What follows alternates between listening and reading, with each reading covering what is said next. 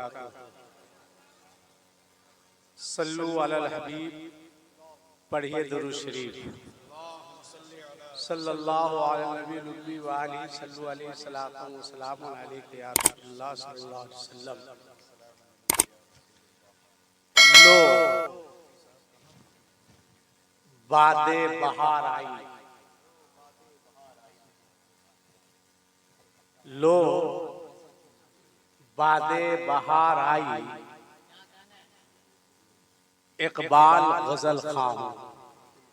आसिफ इकबाल नहीं है, डॉक्टर इकबाल का शेर है। ये क्लियर कर देना जरूरी है। इकबाल से मतलब आगे नहीं समझिएगा कि मेरा शेर है। लो बादे बहार आई,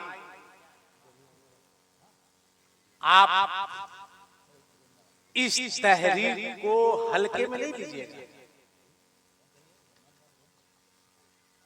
मैक पे आने वाले खतीब हो या शायर हो या आप हो, ये कोई जलसा नहीं है। आपकी इस तहरीर को आपसे ज्यादा आपका मुखालिफ सिर्फ मुखालिफ नहीं देख रहा है, बल्कि आपकी इस तहरीर पर हुकूमत की भी नजर है। इसलिए जरूरत है कि जो आए जो बोले मोहतात होकर बोले, ताकि मुखालिफ को भी समझ में आए कि अल्हम्दुलिल्लाह सुन्नियों में भी पढ़े लिखे लोग अब भी मौजूद हैं। लो बादे बहार आई, इकबाल गजल खां हो, ऊंचा है तो गुल हो, गुल है तो गुलिस्तां हो। ये तहरीक है। मैं कहूं कि चलती फिरती तहरीक का नाम गाज़िए मिल्लत। इतने उलमा आए, कोई लोग नहीं। नाज़िमे आला इदारे शरिया झारखंड से आपने सुना कि आपने नहीं बुलाया है, बल्कि हम लोगों ने बुलाया है आपको। मकसद क्या है, करना क्या है? अब आप बेदार होइए। सिर्फ दुआ से कुछ होने जाने को नहीं। सिर्फ दुआ से हजरत सलाहुद्दीन अय्यूबी के जमाने में एक शख्स आया, कहा हजरत सलाहुद्दीन अय्यूबी से कि फला जगह फला मस्जिद में एक खतीब आए हैं जो गुफ्तगू बहुत अच्छी करते हैं, बयान बहुत अच्छा करते हैं। हजरत सलाहुद्दीन अय्यूबी भेष बदल कर तशरीफ ले गए। आपने उनसे पूछा कि बैतुल मक़दिस के बारे आपका क्या ख्याल है, मस्जिद अक़सा के बारे क्या ख्याल है? कहा दुआ करनी चाहिए। आपने तलवार निकाली, आप फरमाया कि इसकी गर्दन उड़ा दो, ये यहूदियों का एजेंट है। बहुत अच्छे। सलाहुद्दीन अय्यूबी ने फरमाया कि गर्दन उड़ा दो। कहा क्यों? कहा क्यों?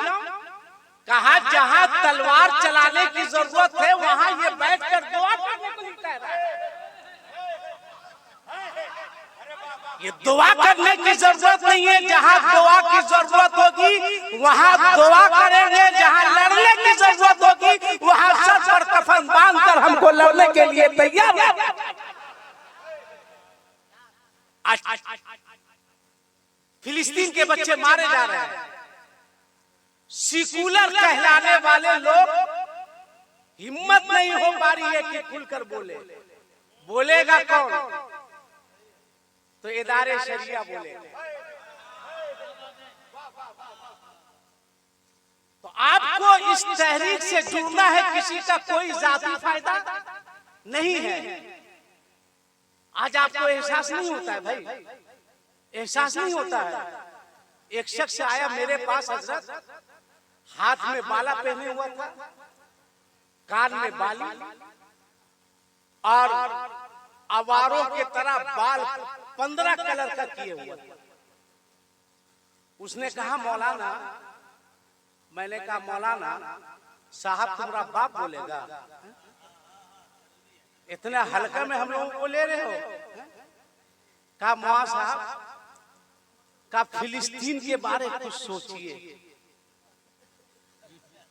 मैंने कहा हाथ में बाला पहन रहे हो, कान में बाली पहन रहे हो, अवारों के तरह बाल रख रहे हो, फिलिस्तीन के बारे में तू क्या सोचेगा जो अपनी शरीयत के बारे में सोचेगा? अरे बाद में फिलिस्तीन की फिक्र करना, पहले इसकी फिक्र करो कि हमारी बहन बेटियां गैरों के साथ भाग क्यों रही है? कौन है इसका जिम्मेदार? किसके ऊपर है इसकी जिम्मेदारी? क्यों बुलवाया है बलियावी साहब ने? जलसा करते क्यों आए डॉक्टर अमजद रजा अमजद साहब? जलसा करते, इदारा चलाते, फैसला करते, दर्द है। आपको बुलाया है, सिर्फ नारा लगा के मत जाइएगा। नारा बहुत लग चुके हैं, बहुत लग चुके हैं। गौस का दामन, खाजा का दामन, आला हजरत का दामन मार देंगे, फाड़ देंगे, चीर देंगे, बहुत हो चुका है। अब नारा नहीं बल्कि अब अमल करने की जरूरत है। और आप बताइए इस तहरीक के साथ, चूंकि मैं आपका वक्त नहीं लूंगा, मैं अपना पूरा वक्त डॉक्टर अमजद रजा साहब अमजद के हवाले करता हूं। मैं आपका मकामी हूं, जब चाहिएगा बुला सकते हैं। वैसे इतना आसानी नहीं है जितनी आसानी से मैं बोल रहा हूं। हाँ, कि जितनी आसानी से मैं बोल रहा हूं, जब चाहिए आप बुला सकते ना। मगर डॉक्टर अमजद रजा साहब को बुलाना बहुत आसान नहीं है। बस एक शेर, अगर शेर सही हो, अच्छी बात हो तो आप तारीफ कीजिएगा। चश्मा आशा लेके आप चलना पड़ रहा है। आशा बुढ़ापे की वजह कर लेकर नहीं चलना कि सुधरिए, वरना उसका भी इस्तेमाल हो सकता है कभी भी। जज्बे ईमान तेरा बेदार होना चाहिए। डॉक्टर अमजद रजा साहब को बताओ कि हम लोग सुनते हैं। एक मरतबा हाथ उठा के बोलो, या रसूल अल्लाह तहरीके बेदारी।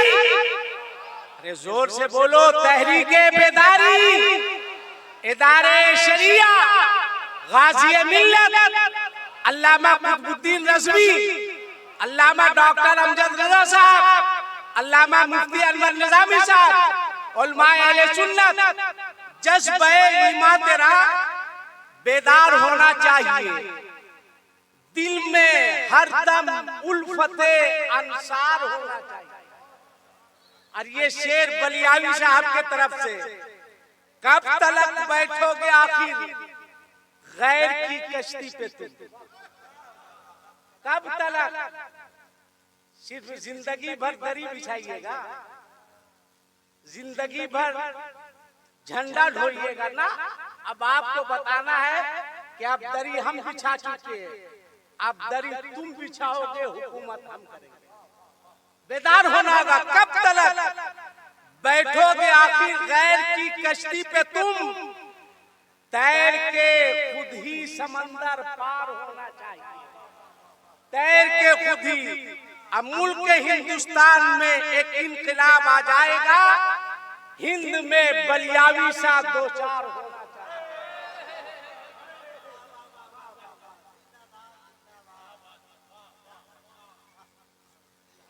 हज़रात, अब तेजी के साथ उस शायर को आवाज देने जा रहा हूँ।